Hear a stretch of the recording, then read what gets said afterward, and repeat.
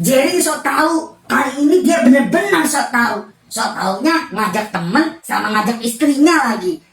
Aneh bener nih manusia ya. Sok tahu banget.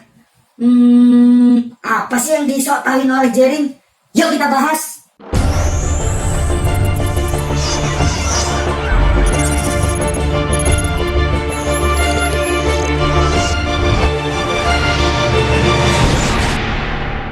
Halo, jumpa lagi dengan saya Topeng Bucin, budak cinta, budak Cina, terserah deh mau panggil saya budak apa. Iya enggak? Ya.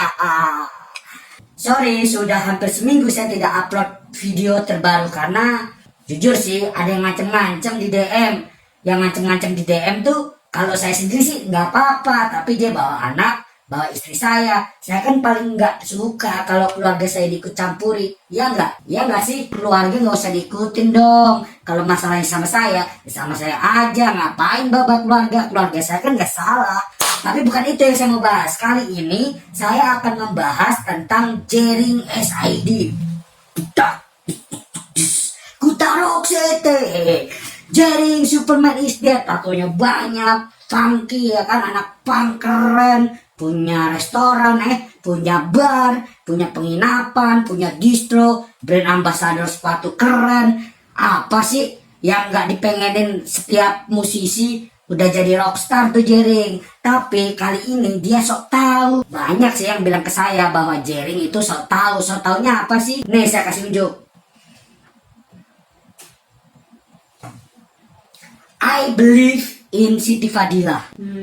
Sok tahu banget sih Jering. Emang dia tahu Siti Fadila? Emang dia temenan gitu sama Siti Fadila? Kita pelajarin yuk siapa Siti Fadila. Ya, Siti Fadila Supari. Supari sih nama suaminya ya, tapi nama beliau adalah Siti Fadila. Beliau adalah dokter ahli jantung. Beliau dulu berkarir di Rumah Sakit Harapan Kita, rumah sakit yang besar tuh, yang rumah sakit jantung yang terkenal dari Sabang sampai Merauke. Itu dia. Dan di tahun 2004 beliau diangkat jadi Menteri Kesehatan ke-17 oleh Presiden saat itu, yaitu Bapak Susilo Bambang Yudhoyono. Bapak SBY mengangkat dia sebagai Menteri Kesehatan. Tapi lebih dari itu yang saya mau bahas kali ini, yaitu beliau pernah melawan WHO, elit global. WHO. Iya, Siti Fadila Supari pernah ngelawan WHO tentang flu burung saat itu. Kalau nggak salah sih tahun 2006, 2007, 2008 ya. Terlebih sampai beliau bikin buku karangan beliau. Nih bukunya. Di dalam buku itu banyak kutipan yang keren. Seperti ini nih kutipannya.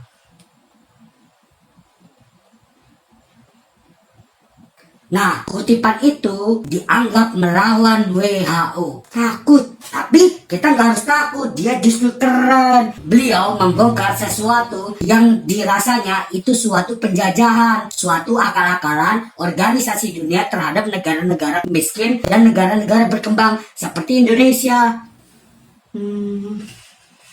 Nih, saya tambahin lagi.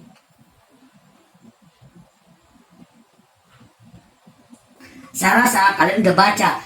Itu adalah kutipan dari buku Ibu Siti Fadila Supari yang berjudul Saatnya Dunia Berubah, Tangan Tuhan di Balik Virus Flu Burung. Ya, Bu Siti Fadila Supari menentang kebijakan-kebijakan WHO saat itu. Bahkan WHO dan petinggi-petinggi dunia menyetop peredaran buku itu. Dan kalian boleh cek buku itu yang berbahasa Inggris di stop peredarannya. Kalau yang berbahasa Indonesia hingga cetakan keempat.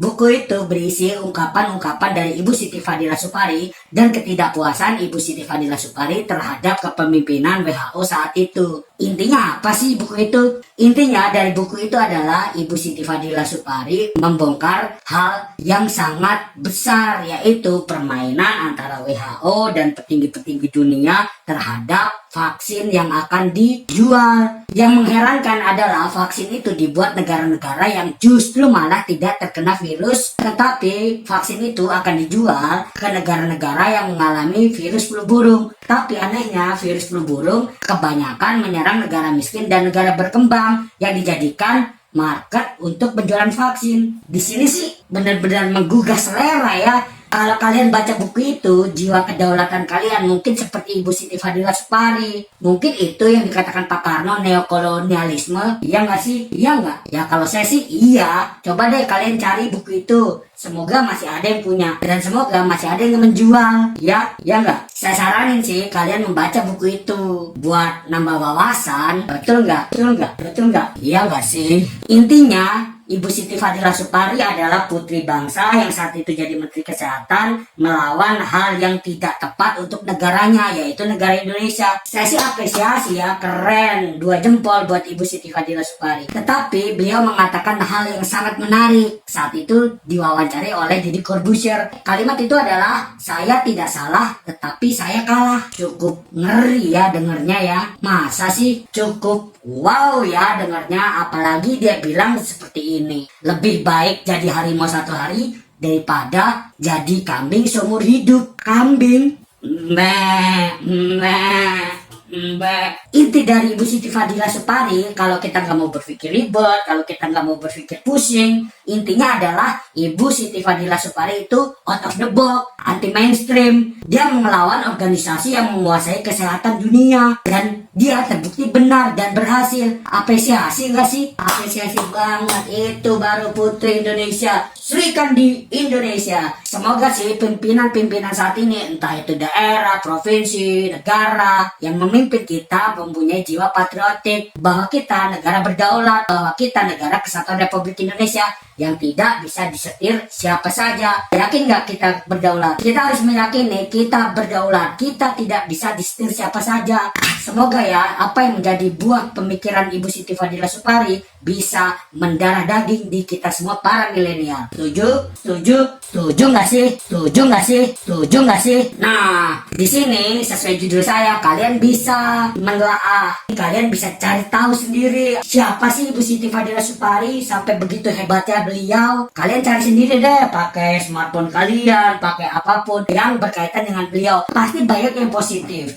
Yang saya ingat dari beliau adalah ketika beliau marah-marah karena saat itu beliau digantikan oleh menteri yang baru, dan menteri yang baru itu kalau nggak salah namanya Ibu Endang Sedayuningsih. Ibu Endang Sedayuningsih itu kalau nggak salah pejabat eselon 2. Nggak tahu sih marah-marahnya kenapa. Mungkin marah-marahnya ya beliau sendiri yang tahu. Tapi kalau saya nangkap saat itu adalah dunia kesehatan ini mengemban tanggung jawab yang besar, dan mungkin Ibu Siti Fadila merasa Bu Endang yang saat itu pejabat eselon 2 kalau tidak salah belum dirasa tepat mungkin. Tapi Allahualam sih, Ibu Siti Fadila yang tahu kenapa dia saat itu marah-marah. Kenapa dia saat itu marah-marah. Yuk kita kembali ke topik saya. Ya, Jering terlalu sok tahu, Jering terlalu halu. Itu banyak sih yang bully-bully Jering, sok tahu, halu dan segala macam. Sebetulnya sih bukan masalah sok tahu atau tidak, kita harus belajar. Kita tuh setiap dapat hal yang kira-kira bertentangan, kita tuh jangan seperti domba yang ikut dan manut. Kita harus cari tahu sendiri, membuktikan sendiri, itu benar nggak, itu pas nggak sih di telinga kita, di hati kita. Seharusnya informasi apapun yang datang pada diri kita, entah itu buat diri kita, entah itu buat keluarga kita,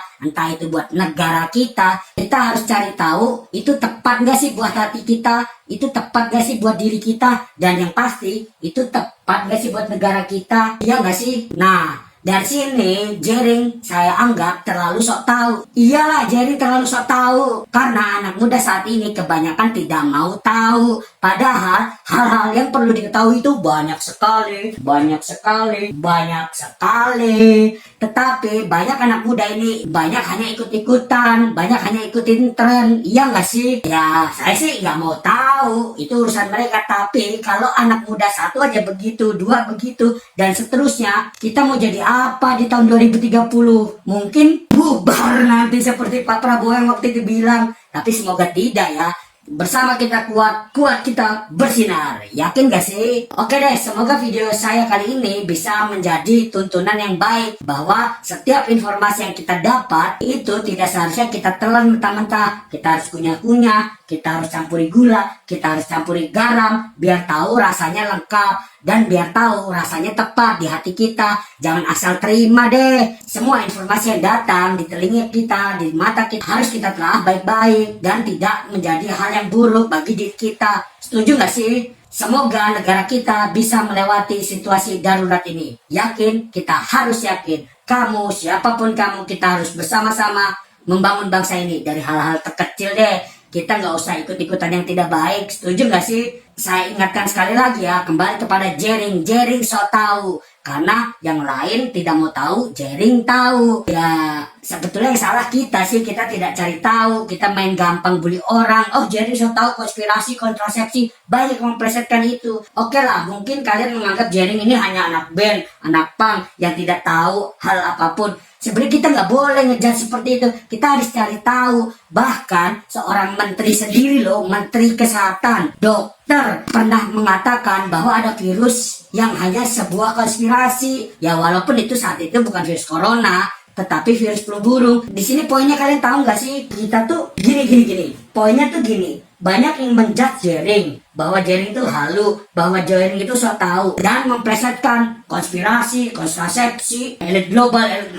Nggak gitu loh. Jadi kita tuh harus benar-benar tahu. Kita harus benar-benar cari tahu apa sih gitu loh. Bahkan seorang menteri kesehatan yang pernah menjabat saat itu pernah mengatakan dan pernah melawan WHO bahwa virus flu burung sebuah konspirasi, dan bukunya itu yang terjemahan bahasa Inggris sempat di stop. Itu loh poinnya. Jadi yang mengatakan WHO berkonspirasi itu bukan Jering saja, bahkan ada yang lebih dulu, seorang menteri, seorang dokter. Di sini kalian tahu gak sih poinnya? Jadi stop yuk perdebatan. Kalau benar-benar virus ini benar-benar pemberian Tuhan untuk ujian manusia, ya kita harus benar-benar patuhi. Kalau ini benar-benar konspirasi, ya kita harus waspada. Jadi yang kalian tangkap itu banyak yang salah. Yang mengatakan konspirasi, banyak yang mengatakan bahwa oh yang positif berarti yang sampai meninggal berarti sandiwara. Bukan itu. Ingat.